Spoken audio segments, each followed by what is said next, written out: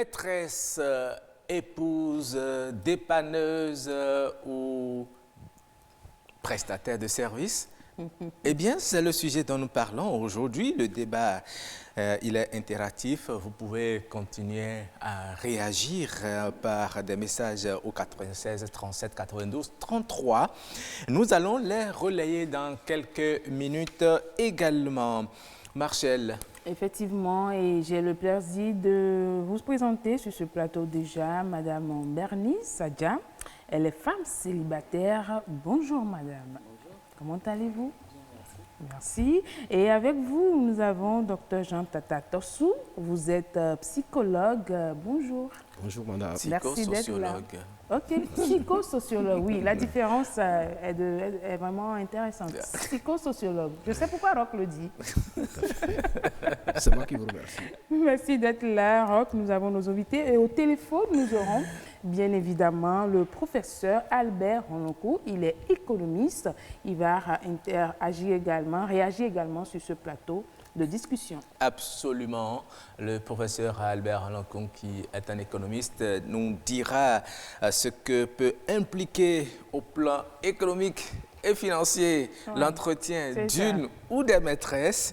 Et d'entrée de jeu, mesdames et messieurs, je voudrais déjà préciser que sur ce plateau, nos invités ne sont pas des maîtresses, ni des hommes qui ont des maîtresses. Ils ont entendu parler du phénomène et ils partageront avec nous ce qu'ils savent de ce phénomène également. Voilà. Marcel.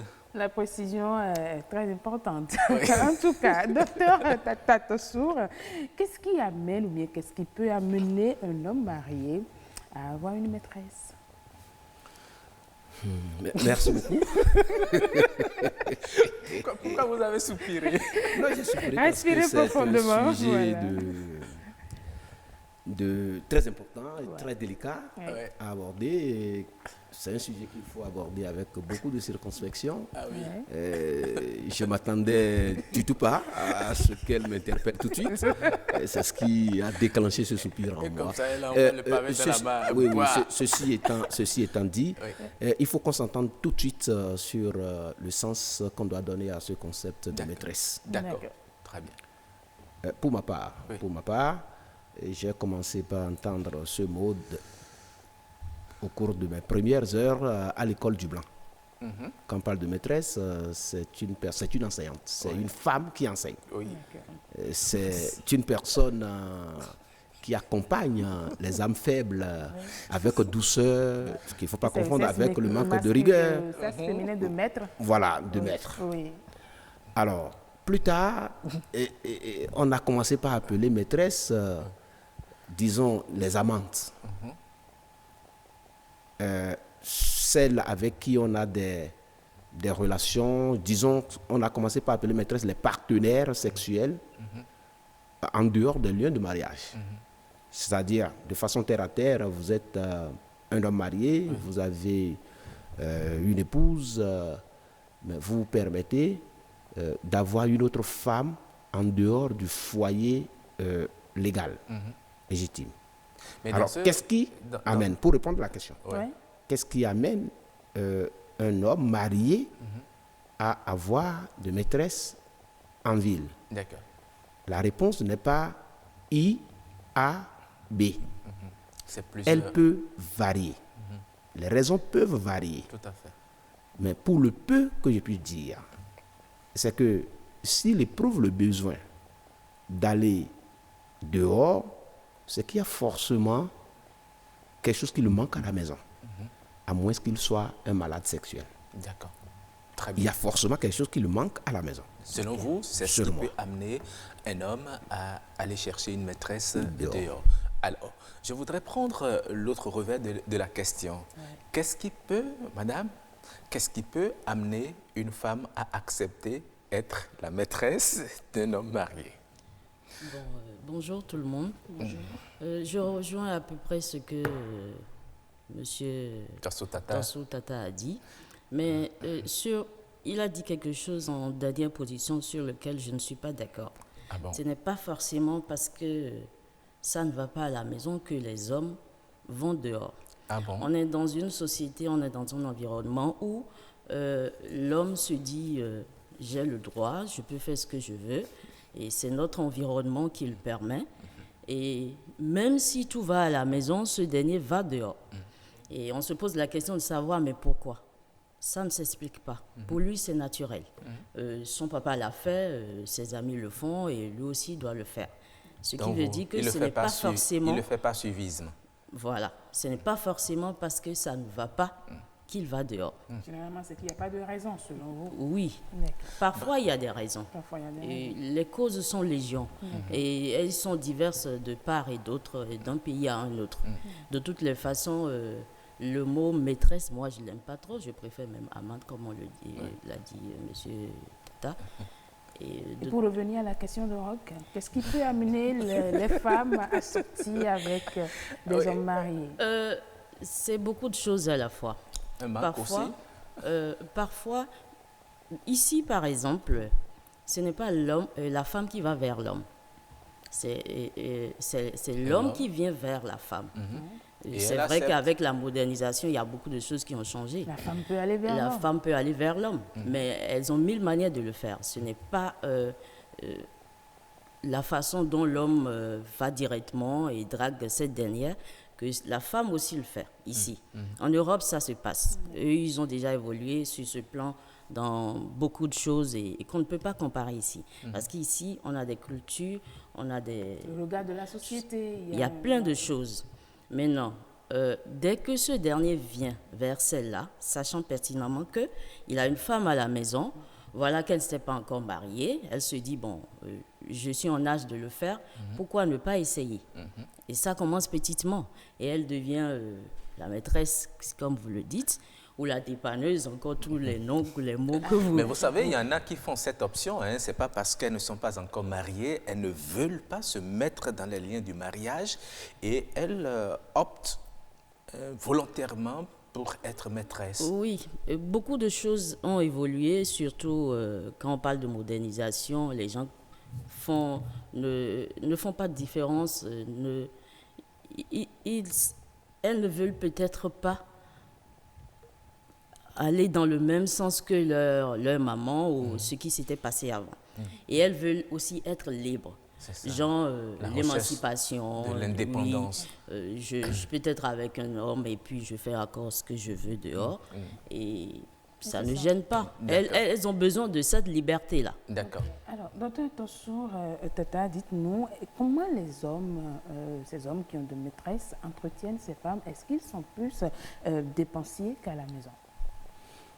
Oui, mais merci. Avant de répondre à votre question, permettez-moi de revenir très rapidement sur deux petites choses que Mme Micheline, c'est ça? Oui, Mme Bernice a soulevé tout à l'heure. En fait, je voudrais qu'on fasse un peu attention. Tout à l'heure, quand je disais, pour résumer ma pensée, que c'est à la recherche d'un manque à la maison, ce n'est pas pour dire que ça ne va pas à la maison. Ce n'est pas forcément parce que ça ne va pas. Vous pouvez être en parfaite harmonie avec votre épouse à la maison et manquer de quelque chose. Je crois que c'est possible. Comme quoi, par exemple? Oui, comme quoi. Lorsque vous éprouvez d'abord le besoin d'aller vers une autre femme dehors, que cela soit par suivisme ou par orgueil, arrivé là, vous découvrez forcément quelque chose de ce côté que vous n'avez pas à la maison. Parce que les femmes ne sont pas les mêmes. Mais deux personnes ne peuvent jamais s'égaler à tout point de vue. Je suis d'accord, mais au même moment, la femme peut avoir également ce manque-là au niveau de l'homme. Vous posez un autre problème, un problème purement sociologique. Nos pesanteurs sociologiques ne permettent pas à la femme de le faire officiellement. Je pèse mes mots. De le faire officiellement. Comprenez ce que vous pouvez comprendre. Ouais. Mais les hommes, comme Mme Bernice l'a dit, l'homme se dit que nous sommes dans une société, dans une culture qui lui donne le plein droit d'aller là où il veut, de faire ce qu'il veut, dans ce sens. Donc, la question n'est pas de savoir pourquoi l'homme n'arrive pas à maîtriser ses pulsions pourquoi il n'arrive pas à se maîtriser malgré le manque qu'il éprouve à la maison. La question n'est pas là. Est-ce que c'est toujours la pulsion? Parce que généralement, quand on parle de maîtresse, on pense à la pulsion sexuelle, alors qu'il se peut que l'homme ait besoin de quelqu'un, d'une voix féminine qui l'écoute, qui le conseille. La probabilité pour que ça soit la pulsion est vraiment très faible. C'est qu'il y a toujours, je vous dis qu'il y a toujours un manque. Je ne veux pas verser tout de suite dans des considérations purement psychologiques. C'est pourquoi j'ai dit au début que c'est un sujet qu'il faut aborder avec beaucoup de circonspection. C'est pourquoi je ne me permets pas d'aller vite en besogne. Permettez-moi de finir, s'il vous plaît. La deuxième chose, et elle a dit, je crois avoir entendu qu'elle n'aime pas trop le mot maîtresse. Qu'elle préfère amante, par exemple. Oui. N'est-ce pas? Bon, la question du choix ou de préférence est une question relative. Ça dépend des individus, n'est-ce pas? Et de l'angle sur lequel vous appréhendez le phénomène en cours d'élucidation. J'ai défini, ou j'ai tenté d'expliquer au début ce que j'entends moi par maîtresse. Et très rapidement, j'ai dit que c'est une femme, et donc qui incarne forcément la douceur, qui ne faut pas confondre avec la rigueur. D'accord? On peut être doux et être rigoureux. Alors, c'était pour dire, j'insinuais quelque chose quand je déclinais le concept de cette manière. C'était juste pour dire que l'homme, marié légalement, qui éprouve le besoin de sortir, d'aller vers une autre, c'est qu'il trouve plus que ce qu'il trouve à la maison. Pas en termes de quantité, pas en termes de nombre. Peut-être que son épouse de maison lui donne, sur 100 points, lui donne 80 points. Mais il veut avoir les 20 points qui manquent. Donc quand il dit plus de satisfaction, de douceur, ce n'est pas en termes de nombre. Peut-être que si la femme est trop douce et que l'homme a envie de se faire fouetter, qu'il va trouver une maîtresse qui le fouette régulièrement. Tout à fait, c'est un manque. Est-ce que ce n'est pas un peu... demander à celle qui est à la maison, en plus de ce que tu fais déjà, j'aurais aimé que tu te comportes de cette manière, que tu me fouettes, comme tu viens de le dire. J'aurais aimé que tu me fouettes. Si la femme arrive quand même à se maîtriser, ce manque dont vous parlez, nous sommes des hommes comme vous, nous sommes des humains comme vous, nous ressentons aussi ce manque-là. Tout à fait. Mais pourquoi est-ce que nous, on arrive quand même à se maîtriser, à ne pas aller dehors? Ça ne veut pas dire qu'il n'y a pas de femmes qui n'ont pas des amants. Je ne dis pas ça. Mais le phénomène chez les hommes, c'est peut-être 99,%, mais chez la femme, c'est peut-être 5%. Mais pourquoi est-ce que la femme arrive quand même à se maîtriser quand ça arrive comme ça, ce manque-là, et elle se dit non, je ne peux pas le faire? Certainement parce qu'il y a les pesanteurs sociologiques. Mais c'est ce que vous-même vous avez dit tout à l'heure, madame. Est-ce qu'on va parler de pesanteurs sociologiques oui, tout permettre à l'homme, pendant que la femme n'a pas le droit de le faire? Non, c'est pas qu'elle n'a pas le droit. Ça ne se pose pas en termes de « elle n'a pas le droit ». C'est un homme au même titre que l'homme masculin. La femme est un homme au même titre que l'homme masculin. Donc, si vous dites « elle n'a pas le droit de le faire », elle risque de se sentir frustrée, de se sentir diminuée, de se sentir, je ne sais pas, brimée. Le problème ne se pose pas en ces termes. Le problème se pose en termes d'éducation. Nos sœurs ont été éduquées comment? Nos mamans ont été éduquées comment? Lorsque vous avez été moulé dans un système, toute votre vie durant, on vous a dit attention ma fille, on ne fait pas ci, on ne fait pas ça. Pour l'amour que vous avez pour votre maman, vous allez le tourner, réfléchir là-dessus 1000 fois avant de vous engager dans ce qui amènera la société à vous stigmatiser, à vous observer d'une autre manière. Et donc, madame, soyez tranquille, moi je ne pose pas le problème en termes de « elle n'a pas le droit ». Mais comprenez tout de suite que ça peut être une inégalité sociale, je n'en sais rien.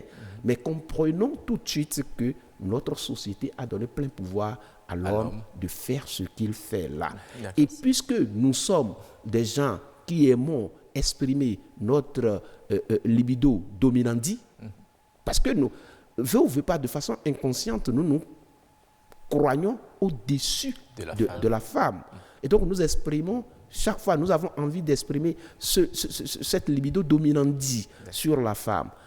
Ce n'est pas de notre chef, c'est l'éducation, c'est la société qui a conduit à faire ça. Ce n'est la faute de personne. Et puis, moi, je trouve nos mamans merveilleuses, nos femmes merveilleuses, dans cette attitude de ne pas répondre coup pour coup. C'est parce que mon mari fait ça que je dois le faire. Ah oui. Parce que j'ai besoin d'éduquer mes enfants. Absolument, c'est très important. Nous allons à présent voir ce que pensent les téléspectateurs, les citoyens rencontrés dans la ville de Cotonou par rapport à ce sujet. Yasmine Damata et Kemal Awesoussi leur ont tendu leur micro. Écoutons-les.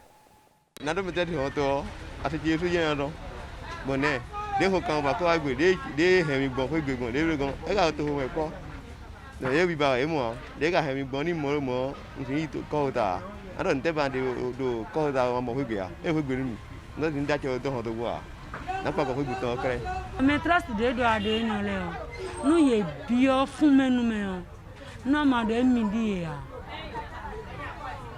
e ko seconde ba na ti table won o academy di o ko e wa dan kaka na le akin lónìí kún tèmi ẹjá dà sí wa mẹ ẹjá gbà fún ayé ẹjá wúlú fún ayé ọ mẹbọnú yẹn náà jẹ ìwà ẹmẹ yìnyín dà sí pé ọ akodu jeunesse pọn bó jíjà yẹn ọmọ náà jẹ yẹ fútu kaka ọ dọ ẹjẹ ní bọdẹ náà wá sínú sí àlọ náà kú ọ ẹyọ gbà sí jẹnà mi bọ́nà ẹjẹ research dé vulẹ̀ mi mẹnu wẹ máa ọdọ máa ta yín tẹ mọ́ kọ́ tán àmọ́ kò yí níbò mọ́ kọ́ tán àjọ fi tó lẹ́dọ̀.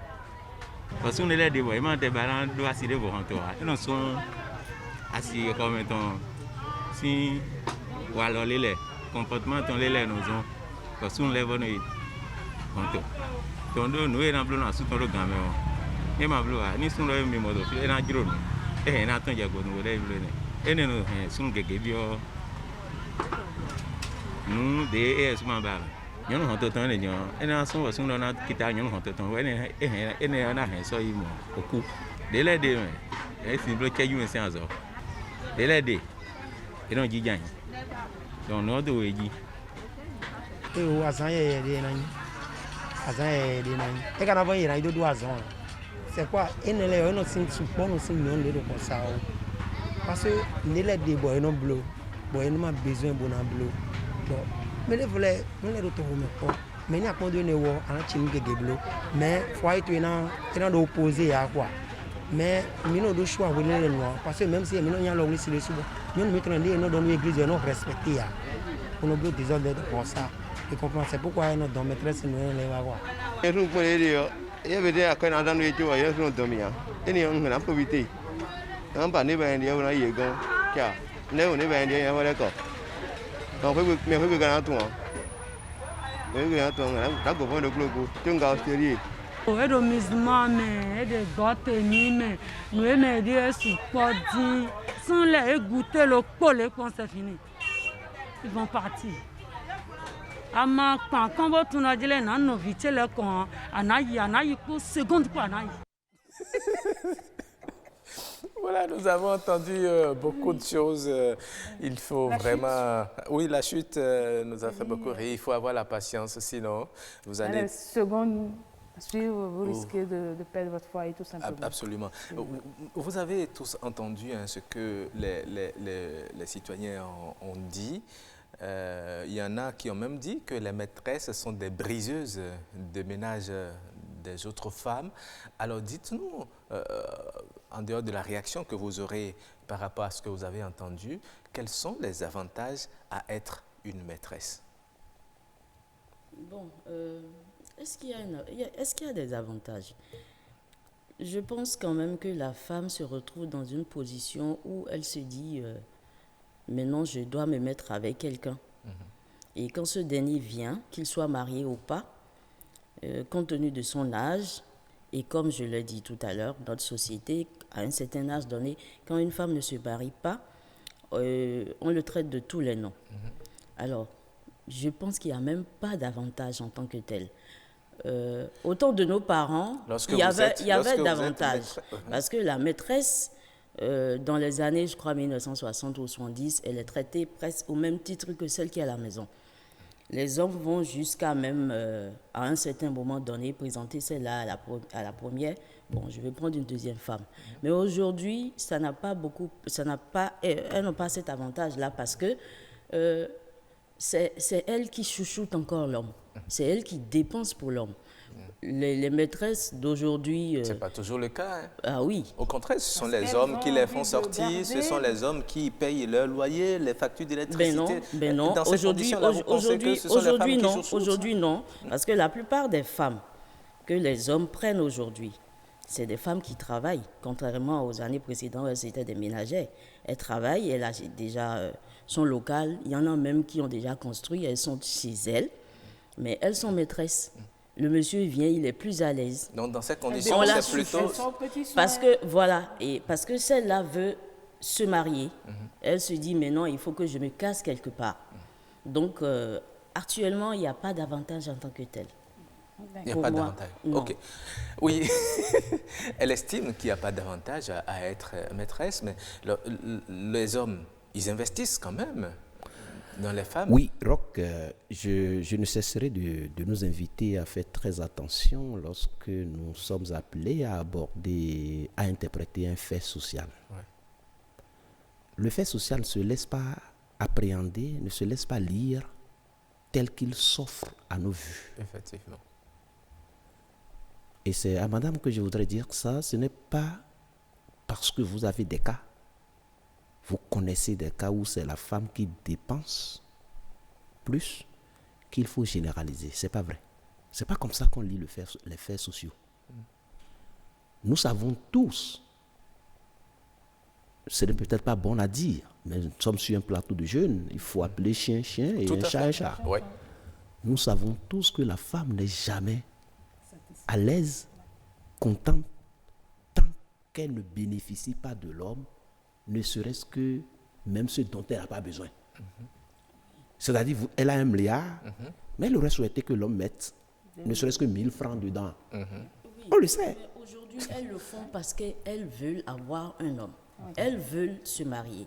Elles veulent déclarer. Laissez-moi finir. Laissez-moi finir. L'autre chose que je voudrais relever, quand vous dites que du temps de nos parents, dans les années 60, peut-être avant ça aussi, que les maîtresses jouaient autrement ce rôle-là et que des hommes allaient jusqu'à les présenter, mais dès lors que vous présentez une femme, elle n'est plus maîtresse. À votre famille, elle n'est plus maîtresse. Il faut faire très attention. Nous ne sommes pas ici pour parler de la polygynie. L'autre versant de la polygamie. Oui. Polygynie, le fait pour un homme d'avoir plusieurs femmes partenaires. Nous ne parlons pas de ça.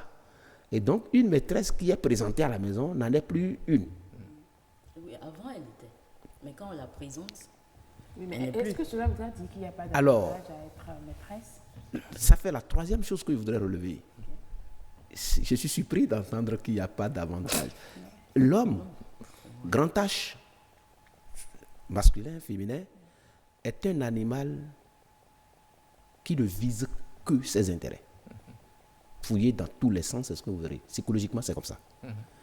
Lorsque l'homme n'a pas intérêt à rester quelque part, à faire quelque chose, à dire quelque chose, il ne le fera pas.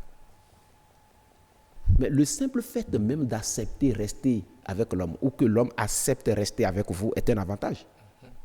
Puisque l'avantage n'est pas que matériel, il n'est pas que financier.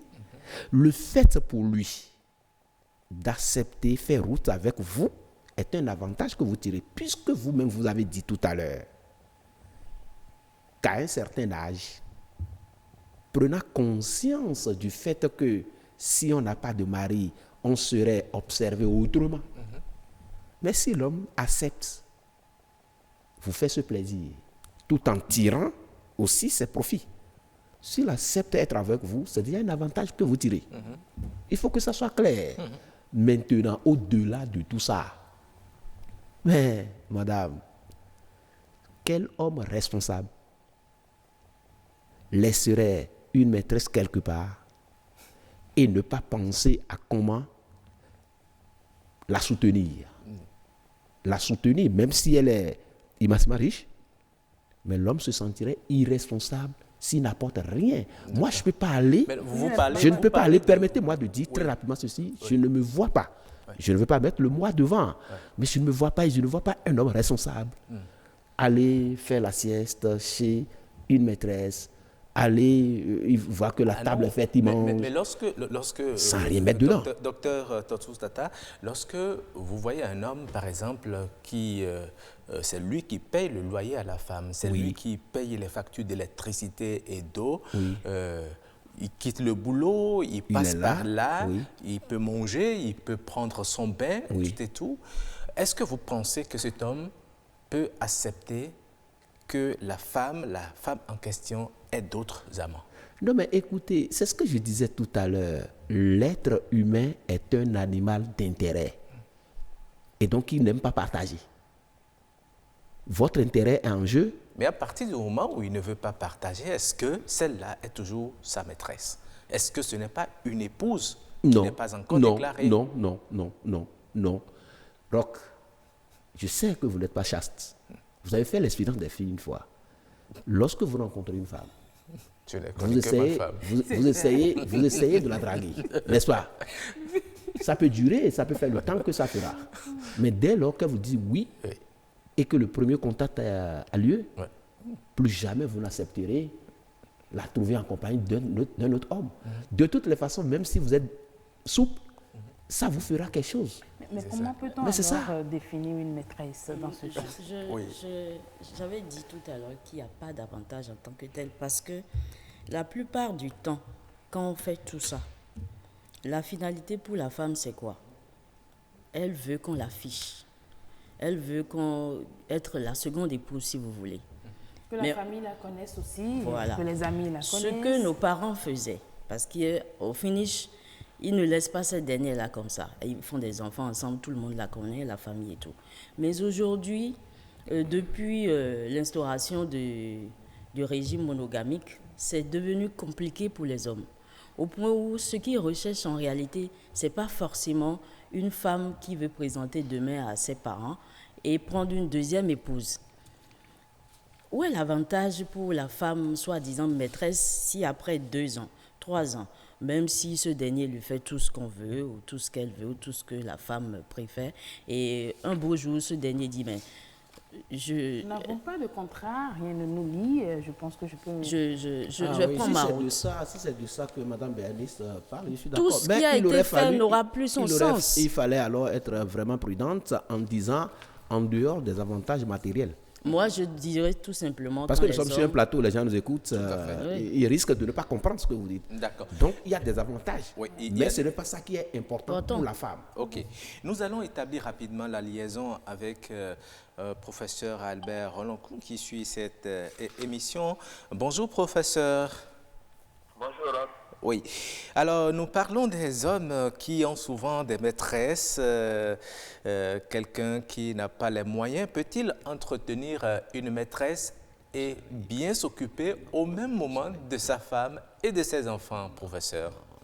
C'est compliqué. Donc, moi, je vous parle en tant qu'économiste. Oui, tout à fait. Non, je... Vous n'avez pas dit le contraire, professeur. Sur votre plateau. Oui. Il a dit quelque chose que j'ai beaucoup aimé parce que il le dit en quelque sorte que l'homme ne vit pas de pain seulement. On ne peut pas tout on peut peut-être avoir 90% des choses à la maison, mais peut-être qu'il y a des choses qu'on veut avoir à l'extérieur. Oui. Moi, je voudrais ajouter, en paraphrasant un peu, un très bon auteur que j'ai lu, Gary Chapman, il est en train de dire que l'homme est un réservoir émotionnel. Ça veut dire que nous n'avons pas uniquement de ventre, mais nous avons aussi un réservoir d'émotions que nous voulons remplir. Tout à fait. Et parfois, ce réservoir-là peut ne pas être complètement rempli à la maison. Et la femme aussi, elle peut avoir des besoins que l'homme ne satisfait pas, l'homme peut avoir des besoins que la femme ne satisfait pas. Voilà. Quand il parle de réservoir émotionnel, il dit on peut remplir ça par un certain nombre de choses. On peut remplir ça par des paroles valorisantes. Oui. On peut remplir ça par des moments de qualité que vous passez avec quelqu'un, aller à la plage, aller en boîte, etc. On peut remplir ça par des cadeaux que vous donnez à des gens. On peut remplir ça par des services que vous rendez à des gens. Il a un problème d'emploi ou il a un problème, vous l'aidez, etc. On peut remplir ça par des sociétés physiques. Oui, il y a le CES qui vient. C'est pas ça le fondamental. Vous pouvez donc être à la maison pour votre femme vous rendre des services. Le service que la femme peut rendre, par exemple, c'est de faire un enfant. Mais si à la maison vous n'avez même pas ces paroles valorisantes, vous risquez de mourir très tôt parce que vous avez ces besoins psychologiques là qui ne sont pas satisfaits. Et puis vous pouvez satisfaire ça. Donc vous sortez pour satisfaire ça, peut même augmenter votre longévité pour que vous viviez à côté. C'est vrai. Donc, ce qu'on est en train de dire là, c'est vrai que vous avez posé le problème en parlant de maîtresse, c'est-à-dire que vous doigtez directement les hommes et vous placez le problème du côté moral. Mais comme le plateau l'a bien dit, il y a aussi des femmes qui ont des amants. Ce qui veut dire que leur réservoir aussi n'est pas rempli et elles ont besoin d'autres choses à l'extérieur et qu'elles veulent avoir aussi. Donc, c'est comme ça qu'il faut comprendre ça. Bon, mais, donc si je vous suis, si je vous suis, et que vous n'avez pas d'autres et que vous voulez diversifier, en quelque sorte, vous mettez le prix. Vous mettez le prix. Donc c'est comme ça qu'il faut comprendre ça. D'accord. Alors, dites-nous, c'est vrai que, comme vous l'avez dit, la femme aussi est un réservoir émotionnel, mais en dehors de ce qui ne peut pas être quantifié, qu'est-ce que l'entretien d'une maîtresse peut coûter à un homme? Oui, c'est ce que je vous ai en train de dire. Vous avez, au plan financier. Vous avez des chocs émotionnels à la maison que vous ne pouvez pas avoir à la maison. D'accord? Vous êtes prêt à mettre le prix. Maintenant, ce que ça peut coûter, ça dépend. Comme madame l'a dit, parfois, ou alors il faut dire que c'est un marché très segmenté, très discriminé. Vous pouvez trouver des maîtresses, c'est elles qui vous supportent. C'est-à-dire que vous ne dépensez pratiquement rien. Elle veut seulement que vous passez des moments de qualité avec elle, ou vous lui rendez des services, etc. Mais c'est elle qui vous supporte. Comme aussi, il y a des hommes qui peuvent mettre de l'argent dedans parce que c'est eux qui sont dans le besoin. D'accord. Un besoin qui n'ont pas à la maison. Donc, ce n'est pas une affaire de prix. Le marché est tel que vous pouvez avoir selon vos pieds, quoi, les chaussures selon vos pieds. Donc. OK. Marcel, ma collègue a une question pour vous, professeur. Oui. Alors, professeur Albert, bonjour. Bonjour, Marcel. Merci. Dites-nous, quand on fait le rapport dépenses et le service rendu par cette maîtresse, est-ce que vous pensez que ça en vaut la peine? Oui, mais quand vous posez cette question-là, un économiste il va dire que tout humain, pour ne pas dire homme, est rationnel. Est rationnel. Donc, si le rapport prix n'est pas bien, ça veut dire qu'il n'est pas rationnel. Donc, si on considère que tout le monde est rationnel et que vous cherchez un besoin à l'extérieur et quand vous satisfaites ça, vous payez le prix donné, ça veut dire que c'est parce que vous pouvez payer le prix. Donc, mais il faut oublier le côté moral. Je suis sûr que le côté moral est très important dans notre société et qu'un homme doit tout faire quand même pour assurer les charges qu'il a à la maison parce qu'il a pris des engagements, il a des enfants, etc. Il ne peut pas tout dépenser à l'extérieur. Mais en même temps, on ne peut pas dépenser plus que ce que les gens nous donnent. Donc, à partir de ce moment... Mais vous savez, généralement, on apprend que les hommes qui ont des maîtresses dépensent beaucoup plus dehors que chez eux à la maison. Peut-être parce que la maîtresse serait exigeante. Et puisque vous l'avez dit, c'est comme un marché segmenté, il faut mettre le prix. Donc, puisqu'il ne veut pas perdre cette maîtresse, eh bien, il met le prix. À la maison, la femme, elle peut le comprendre et dit, bon, après, je vais te compléter le reste, mais dehors, elle impose et puis il est obligé de tout donner. Bon, je comprends pourquoi la maîtresse peut être exigée, parce que, comme les gens disent, c'est une relation longue que vous voulez vous marier avec quelqu'un, vous êtes dans des fiançailles, elle va être modérée, en se disant, bon, c'est une relation de long terme que nous allons vivre, etc. Mais là, c'est comme si c'est une relation sans lendemain. De court terme, elle peut dire, bon, je suis le maximum pour construire mon avenir. Donc, ça peut se passer comme ça. Elle n'est pas capable de le faire. et que vous le faites, ça veut dire que vous êtes irrationnel. D'accord. Une dernière question pour vous laisser partir. Peut-on dire qu'être maîtresse, c'est être prestataire de service finalement? Ça dépend. Ça dépend de l'annonce de l'offre et la demande. D'accord. Ça dépend de là où se trouve la demande. Quand la demande est du côté de l'homme, ça veut dire qu'elle est une prestataire de service? Maintenant, quand on parlait de prestation de service, et comme madame l'a dit tout à l'heure aussi, c'est qu'il y a, que vous l'avez répété, c'est-à-dire la femme aussi est un réservoir émotionnel. Oui. D'accord? D'accord. Au moment donné, elle a besoin aussi de se sentir aimée. D'accord. Et à partir de ce moment, elle a besoin de l'homme aussi. Absolument. C'est comme ça qu'il faut comprendre. Très bien. Merci beaucoup, professeur, d'avoir partagé avec nous votre lecture au sens économique de ce sujet. C'est ça la manière dont vous avez posé le problème, parce que vous dites pourquoi les hommes ont des maîtresses, au lieu de dire pourquoi les humains ont des enfants ou amants. D'accord, merci, professeur. Ok, bonne journée à vous. Oui. Nous allons donner la parole à nos invités ici sur le plateau pour un dernier tour de table. Je reviens à vous, Madame Bernice Sadja, et je vous demandais quel peut être le revers justement de cette situation, c'est-à-dire de la posture de maîtresse. Bon, je pense quand même qu'on a dit beaucoup de choses et je demanderais plutôt aux hommes d'être beaucoup plus sincères quand ils veulent aborder une relation.